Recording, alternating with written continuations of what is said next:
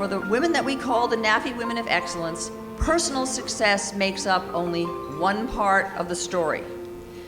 What we find matters as much or more to them as their own success is making a difference in their workplaces, in their communities, in the nation, and around the globe. These accomplished women that are sitting among us today are every day helping others to survive and to thrive. I can't wait for you to meet them.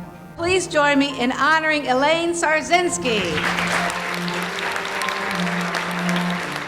You know, it seems like as I look back over decades, I always had a mentor. It might not have been in a formal program, sometimes it was, sometimes it wasn't. But I think what I used to do is observe and listen, and through that observation and those listening opportunities, I would try to hone my skills. So whether it was negotiation or learning about accounting or perhaps a little bit more about organizational behavior, I would just observe folks that were terrific doing it and try to really repeat what I saw. And I found that to be immensely helpful.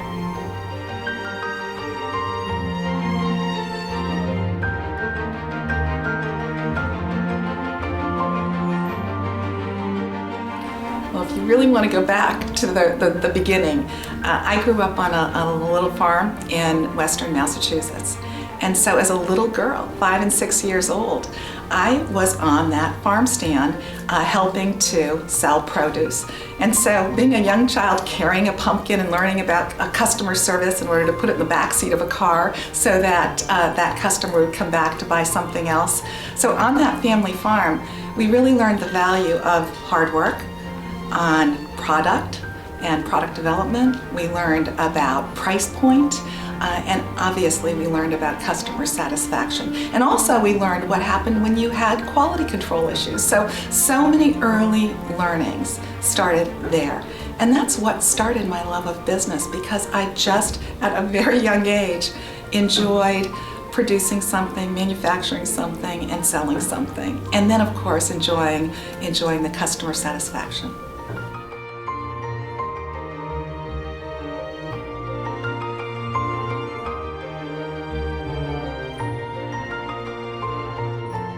Really early in my career, I was with the CEO and the president of a major company, and it was by myself. I had the opportunity to meet with this individual, and I asked him, how were you successful? How did you get to where you were? And he said, Elaine, I'm going to give you 2 pieces of advice, and I lived by them during my career, and they were, number 1, never give away your pen.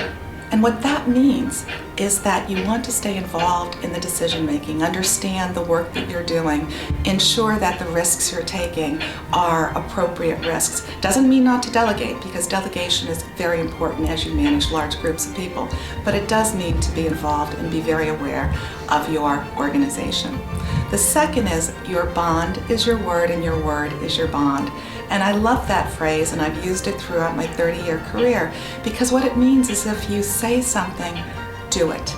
And you must always ensure that your ethics, integrity, and really everything that you represent with your organization, whether it's in the nonprofit sector, the profit sector, education, wherever you are, you represent that organization.